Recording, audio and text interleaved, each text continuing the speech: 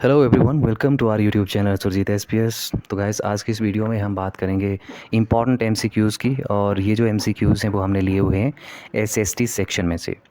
तो फ्रेंड्स, आपको पता ही होगा कि हमने जो है वो टेट एग्ज़ामिनेशन के रिगार्डिंग एक सुपर सीरीज़ जो है वो चलाई हुई है। और इस सुपर सीरीज़ में हमने जो है वो 5 to 6 पार्ट्स ऑलरेडी आपके लिए अपलोड किए हुए हैं। अगर आपने अभी तक वो हमारे वीडियोस नहीं देखे हैं तो आप प्लेलिस्ट में जाइए और वहाँ से आप इन वीडियोस को सबसे पहले देख लीजिए, क्योंकि जो बेसिक होता है किसी भी चीज़ का वो काफ़ी ज़रूरी होता है।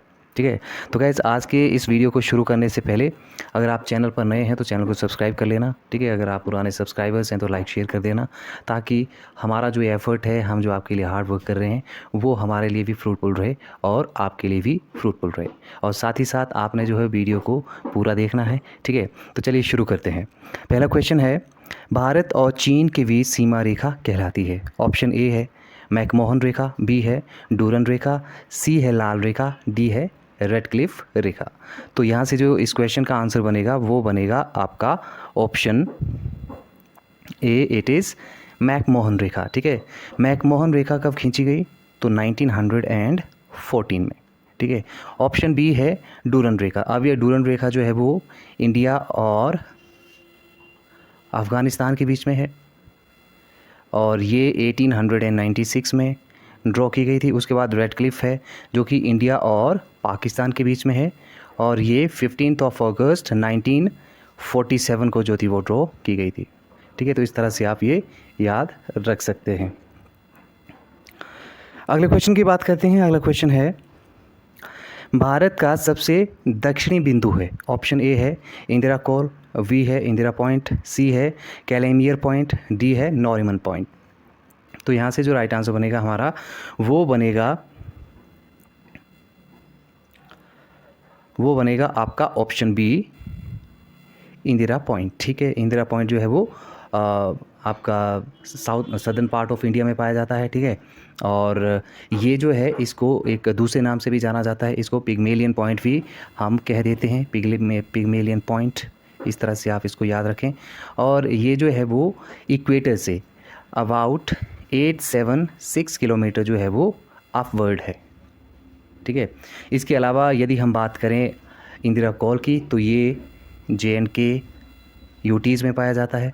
कैलीमियर पॉइंट की बात करें तो ये जो है वो तमिलनाडु में है।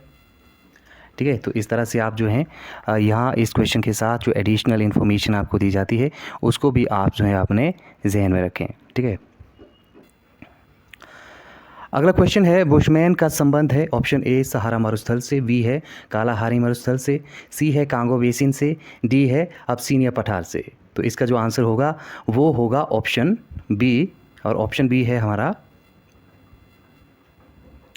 ऑप्शन बी है कालाहारी मरुस्थल। ठीक है। अब कांगो बेसिन की बात करें तो यहाँ पे जो है वो पिग्मीज़ पाए जाते हैं। ठीक है। पिग्मीज़, तो ये इंपॉर्टेंट है। यहाँ पे ऑप्शन बी इसका जो होगा वो राइट आंसर होगा बुशमैन का।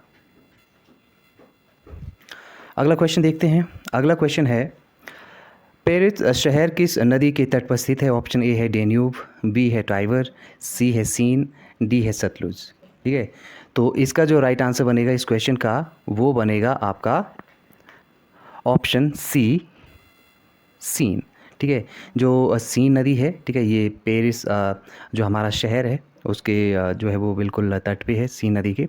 और डेन्यूब की बात करें तो यहाँ पे बुडापेस्ट, ठीक है, डेन्यूब नदी के आप कह सकते हैं तट पे है। टाइबर की बात करें तो रोम इसके तट पे है। और सतलुज की बात करें तो यहाँ हिमाचल प्रदेश का शिमला है। ठीक है। और किन्नौर है। ठीक है। ये दोनों एक तरह से इम्पॉर्टेंट हैं और ये किनारे पे रहते हैं इस नदी के। ठीक है। तो ऑप्शन सी, सीन नदी will be the right answer of this question. अगला क्वेश्चन देखते हैं, विश्व का सबसे बड़ा द्वीप है? ऑप्शन ए है ग्रीनलैंड, बी है न्यू गिनी, सी है वोर्निया, डी है मेडागास्कर। ठीक है। तो यहाँ से जो इसका राइट आंसर बनेगा वो बनेगा आपका ऑप्शन ए, ग्रीनलैंड। ठीक है। ग्रीनलैंड जो है वो सबसे बड़ा द्वीप है। मेडागास्कर की बात करें तो ये अफ्रीका में पाया जाता है और ये इंडियन ओशियन में पाया जाता है। ठीक है। वोर्निया भी जो है वो इंडियन ओशियन में ही पाया जाता है। ठीक है। इस तरह से आप इसको याद रखें। अगला क्वेश्चन है, भारत में त्रिस्तरीय पंचायती राज की सिफारिश किसने की थी? ऑप्शन ए है अशोक मेहता समिति, ऑप्शन बी है बलवंत राय मेहता समिति, ऑप्शन सी है GKV समिति, ऑप्शन डी है LS सिंघवी समिति। तो इसका जो राइट आंसर बनेगा हमारा वो बनेगा ऑप्शन बी बलवंत राय मेहता समिति। ठीक है, और ये जो रिकमेंडेशन थी वो 1957 में जो थी वो दी गई थी और 1958 में इसको एक्सेप्ट कर लिया गया था और 1959 में जो था वो नागौर जो कि राजस्थान में है वहाँ पे, ठीक है, आप ये कह सकते हैं कि पंचायती राज जो हमारा था उसको एक तरह से इम्प्लीमेंट वो पॉलिसी को कर दिया गया था। ठीक है, इसके अलावा ऑप्शन में अगर हम देखें तो ऑप्शन में जो है वो आपको अशोक मेहता समिति भी नज़र आती है। इन्होंने क्या रिकमेंडेशन दिया था? तो इन्होंने रिकमेंडेशन ये दिया था कि इन्होंने 4 एक तरह से स्तरीय, ठीक है, 4 स्तरीय पंचायत का रिकमेंडेशन इन्होंने किया था और ये 1977 में इन्होंने रिकमेंडेशन दिया था। इसके अलावा हम बात करें LS सिंघवी समिति की, तो इन्होंने जो था वो पंचायती राज को एक कॉन्स्टिट्यूशनल स्टेटस देने का जो रिकमेंडेशन था वो किया था, जो कि एक्सेप्ट भी कर लिया गया था। तो आई होप कि यहाँ से आप क्लियर होंगे पूरे के पूरे क्वेश्चन के जितने भी ऑप्शन हैं उन सभी के साथ। ठीक है, तो इस क्वेश्चन का आंसर बनेगा option B, it is Balwant Rai Mehta समिति। अगला क्वेश्चन है कि संविधान संशोधन अधिनियम द्वारा वयस्क मताधिकार की आयु सीमा 21 वर्ष से बढ़ाकर 18 वर्ष कर दी गई। ऑप्शन ए है 42, ऑप्शन बी है 44, ऑप्शन सी है 61, ऑप्शन डी है 75। ठीक है, तो इसका जो राइट आंसर बनेगा हमारा वो बनेगा ऑप्शन सी 61 कॉन्स्टिट्यूशनल अमेंडमेंट के थ्रू। ठीक है, जो हमारा 42nd है इसको हम जो है वो मिनी कॉन्स्टिट्यूशन भी कह देते हैं। ठीक है, 1976 में ये जो था वो किया गया था और इसमें जो हमारा प्रीएम्बल है उसमें संशोधन जो था वो किया गया था। उसके बाद 44th अगर कॉन्स्टिट्यूशन अमेंडमेंट की हम बात करें तो ये जो था वो 1978 में हुआ था। सिंपली इतना आपके लिए काफ़ी है जानना। नेक्स्ट हम बात करते हैं संविधान की धारा 370 किस राज्य पर लागू होती है? पुराना क्वेश्चन है, अब आपको पता ही होगा कि 370 जो है वो एबॉलिश्ड कर दी गई है। Now 370 is no more along with 35A और 35A क्या है? एक आर्टिकल है जो कि J&K जिस टाइम ये एक स्टेट था उसको स्पेशल मेजोरिटी जो था वो प्रोवाइड करता था। Now it is also no more and J&K state is also no more. It is converted in a union territories now, Ladakh union territories and J&K union territories. अगला question है, प्रथम बार राष्ट्रपति शासन 20 जून 1951 किस राज्य में लागू किया गया था? ऑप्शन ए है पश्चिम बंगाल, बी है केरल, सी है मैसूर, डी है पंजाब पेप्सू। ठीक है, तो इसका जो राइट आंसर होगा वो होगा ऑप्शन डी पंजाब पेप्सू में। ठीक है, अब जो राष्ट्रपति शासन है, ठीक है, सबसे पहले तो मैं इमरजेंसी आपको बता देता हूँ। 3 काइंड्स ऑफ इमरजेंसी हमारे यहाँ रहती है। ठीक है, फर्स्ट होती है आर्टिकल 352 और सेकंड होती है 356 और नेक्स्ट होती है आपकी 360 आर्टिकल में। जो 360 वाली है ये फाइनेंशियल इमरजेंसी रहती है। 356 वाली, ठीक है, ये जो होती है वो प्रेसिडेंट रूलिंग को बताती है और 352 आर्टिकल वाली जो इमरजेंसी होती है वो नेशनल इमरजेंसी होती है। इसमें अगर कोई कंट्री, ठीक है, हम पे अटैक करती है तो हम जो है वो नेशनल इमरजेंसी जो है अनाउंस कर सकते हैं। अभी तक यदि हम बात करें 360 की, सबसे पहले मैं ये बता देता हूँ, जो हमारी वित्तीय एक तरह से इमरजेंसी है वो इंडिया में अभी तक नहीं लगी है। ठीक है, और 356 जो है वो काफ़ी टाइम लग चुकी है। मैक्सिमम टाइम अगर कोई इमरजेंसी लगी है तो दैट इज़ आर्टिकल 356 वाली, जो कि प्रेसिडेंट रूलिंग को हमें बताती है। ठीक है, ये लगी और सबसे पहले ये पंजाब में लगी थी। और ये जो राष्ट्रपति शासन वाली इमरजेंसी है वो मैक्सिमम 3 साल की हो सकती है। ठीक है, और मिनिमम ये 2 मंथ्स की होती है। अब हम बात करें जो हमारी नेशनल इमरजेंसी है, ये जो है वो 1 मंथ के लिए आपकी एक्टिव रहती है। अगर 1 मंथ से ज़्यादा अगर आप इसको एक्सपेंड करना चाहते हैं तो फिर आपको जो है इसका एक तरह से परमिशन जो है वो लेना पड़ता है संसद से। ठीक है, 2/3 मेजोरिटी के बाद फिर आपको आप जो है इसको 6 मंथ्स के लिए एक्सटेंड कर सकते हैं। तो ये आपको इम्पॉर्टेंट इन्फॉर्मेशन यहाँ से क्लियर हो गया होगा।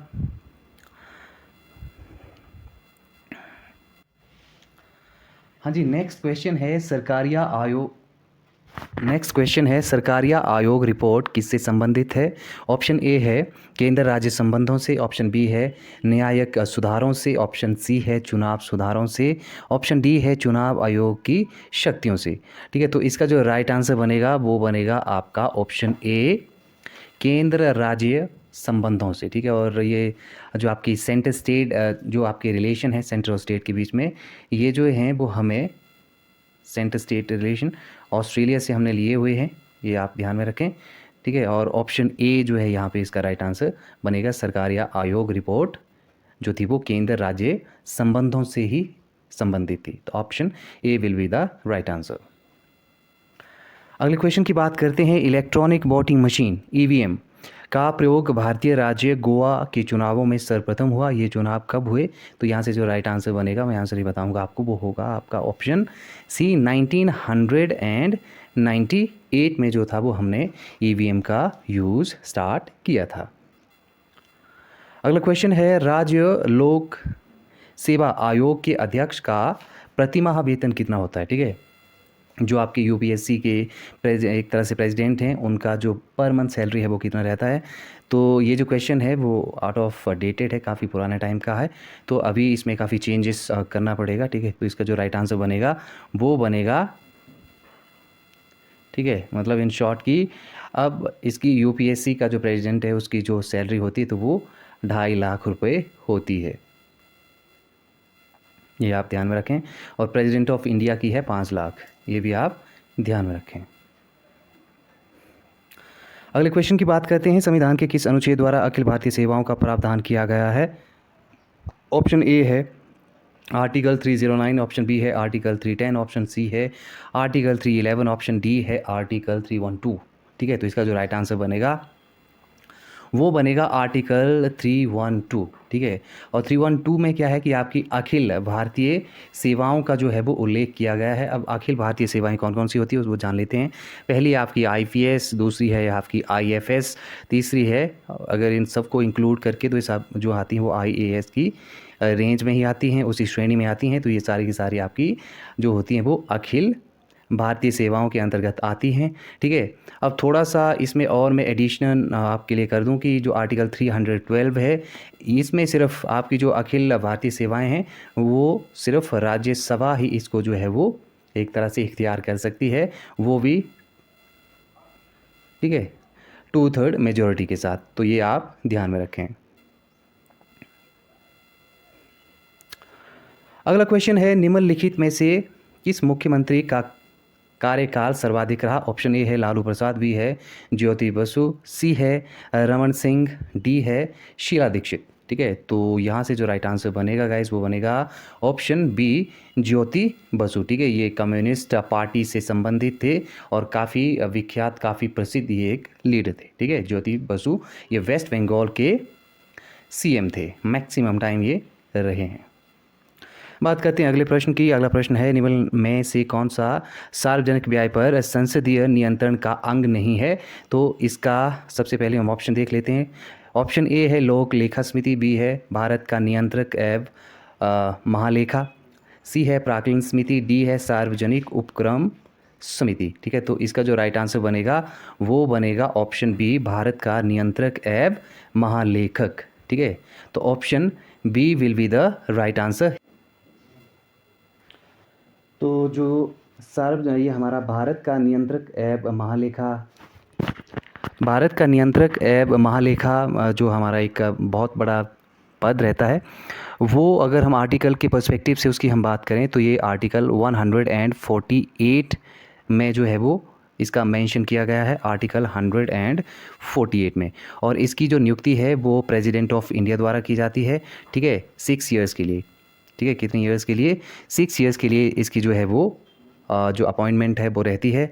ठीक है, और यहाँ से इसकी एज की बात करें तो 65 तक ये जो है वो अपनी सर्विसेज दे सकता है। अब यदि हमने महालेखा जो ये परीक्षक का जो अगर एक व्यक्तित्व है, एक आप पद कह सकते हैं, इसको अगर हमें रिमूव करना है तो इसके लिए जो है वो मिसबिहेवियर एक का क्राइटेरिया बनता है। ठीक है, और इसके अलावा यदि हम बात करें तो अगर उसमें जो है वो असमर्थता पाई जाती है तो उसके बेसिस पे भी इसको जो है हम रिमूव कर सकते हैं, हटा सकते हैं। ठीक है, ठीक है। इसके अलावा ऑप्शन में बहुत सारे इंपॉर्टेंट यहाँ पे कुछ एक समितियाँ दी हुई हैं। यदि हम बात करें जो हमारा ऑप्शन ए है लोक लेखा समिति, इसकी बात करें तो इसमें 30 मेंबर्स होते हैं और सारे के सारे जो हैं वो लोकसभा से ही होते हैं। प्राक्कलन समिति की बात करें तो इसमें 22 मेंबर्स होते हैं। ठीक है, 15 आपके लोकसभा के होते हैं और 7 आपके राज्यसभा से होते हैं।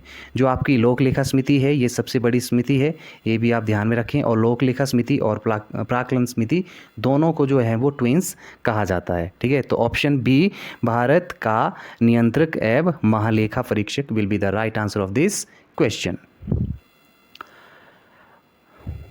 अगला क्वेश्चन है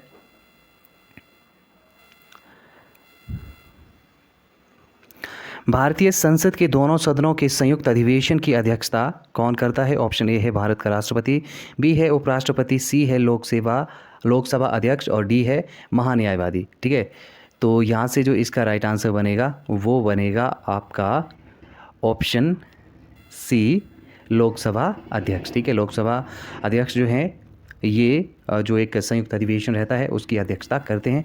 भारत के राष्ट्रपति की बात करें तो आर्टिकल 52 में जो है वो इनका एक तरह से मेंशन किया गया है कि भारत का राष्ट्रपति होगा। उपराष्ट्रपति की बात करेंगे तो उपराष्ट्रपति जो है वो आर्टिकल 63 में इसमें इनका जो पद है वो मेंशन किया गया है। यदि हम बात करें महान्यायवादी की तो महान्यायवादी जो है वो भी काफ़ी इम्पॉर्टेंट रहता है। ये जो है भारत के महान्यायवादी वो आर्टिकल 76 में आते हैं और ये भारत सरकार के एक तरह से आप कह सकते हैं कि विधि अधिकारी होते हैं। और महान्यायवादी बनने के लिए आपकी वही कंडीशंस रहती हैं जो कि सुप्रीम कोर्ट के चीफ जस्टिस बनने की आपकी रहती हैं, तो ये भी आप ध्यान में रखें। ठीक है, तो इस क्वेश्चन का जो आंसर होगा वो होगा ऑप्शन सी लोकसभा का अध्यक्ष।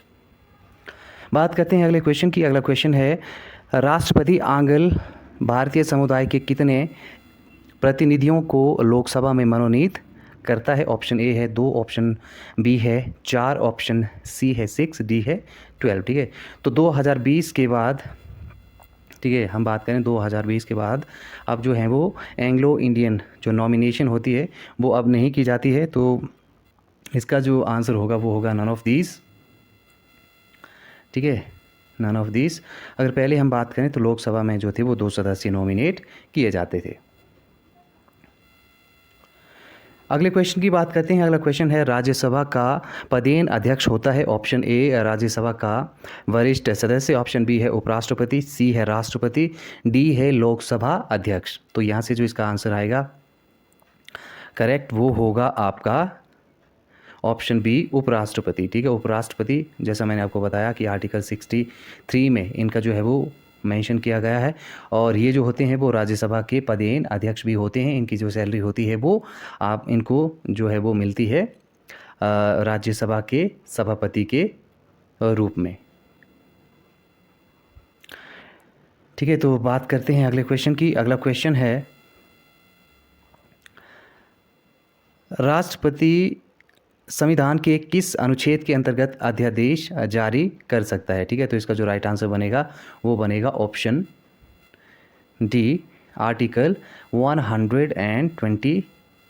ठीक है, कि जो एक इम्पॉर्टेंस है उसमें यही इम्पॉर्टेंस है कि इसमें जो है वो राष्ट्रपति अध्यादेश जो है वो जारी कर सकते हैं, जैसे 3 तलाक को लेके किया था। ठीक है, ये जो है वो 6 वीक्स, ठीक है, 6 वीक्स तक जो है वो एक्टिव रहता है और इसका जो एक पावर होता है वो उतना ही होता है जितना कि एक अधिनियम का रहता है। तो ऑप्शन डी अनुच्छेद 123 will be the right answer. अगले क्वेश्चन की बात करते हैं। तो अगला क्वेश्चन है भारतीय संविधान में समवर्ती सूची की प्रेरणा कहाँ से ली गई है? ऑप्शन ए है अमेरिका, बी है स्विट्जरलैंड, सी है ऑस्ट्रेलिया, डी है आपका पूर्व सोवियत संघ। ठीक है, तो यहाँ से इसका जो आंसर बनेगा वो बनेगा आपका ऑप्शन सी ऑस्ट्रेलिया। अमेरिका से हमने जो है फंडामेंटल राइट्स लिए हैं, रशिया से फंडामेंटल ड्यूटीज़। ठीक है, और यहाँ पे यदि हम बात करें स्विट्जरलैंड तो स्विट्जरलैंड से हमने कुछ भी नहीं लिया है। अगला प्रश्न देखते हैं। अगला प्रश्न है संरचनात्मक बेरोजगारी का कारण है? ऑप्शन ए है अपस्फीति, की अवस्था, बी है भारतीय उद्योग की अवनति, ऑप्शन सी है कच्चे माल की कमी, डी है अपर्याप्त उत्पादन क्षमता। ठीक है, तो यहाँ से जो इसका आंसर आएगा वो आएगा आपका ऑप्शन डी, अपर्याप्त उत्पादन क्षमता। Option D will be the right answer. अगला क्वेश्चन है, भारत की राष्ट्रीय आय में सर्वाधिक योगदान किसका है? ऑप्शन ए है प्राइमरी सेक्टर, ऑप्शन बी है सेकेंडरी, ऑप्शन सी है आपका जो टर्शियरी सेक्टर रहता है, या ऑप्शन डी सभी का इक्वल रहता है। ठीक है, तो यहाँ पे जो इसका आंसर आएगा वो आएगा आपका ऑप्शन सी से। ठीक है, जो आपका तृतीय क्षेत्र है जिसमें कि आपकी सर्विसेज आती हैं। ठीक है, जैसे आपका बैंकिंग है, बीमा सेक्टर है। ठीक है, ठीक है, ये सभी जो हैं वो इसमें आते हैं। और जो आपका प्राथमिक क्षेत्र होता है इसमें एग्रीकल्चर, फिशरी से संबंधित जितने भी वो आते हैं।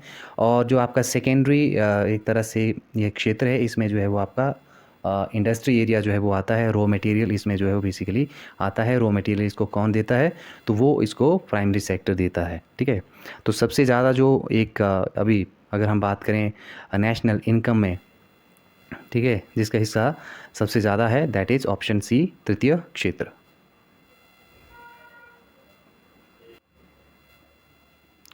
हाँ जी, अगला क्वेश्चन है, ग्रेशम का नियम किससे संबंधित है? ऑप्शन ए उपभोग का उपभोग है मांग, ऑप्शन बी है आपूर्ति है मांग, ऑप्शन सी है मुद्रा का प्रचलन, ऑप्शन डी है घाटे की अर्थव्यवस्था। ठीक है, तो यहाँ से जो इसका राइट आंसर बनेगा वो बनेगा आपका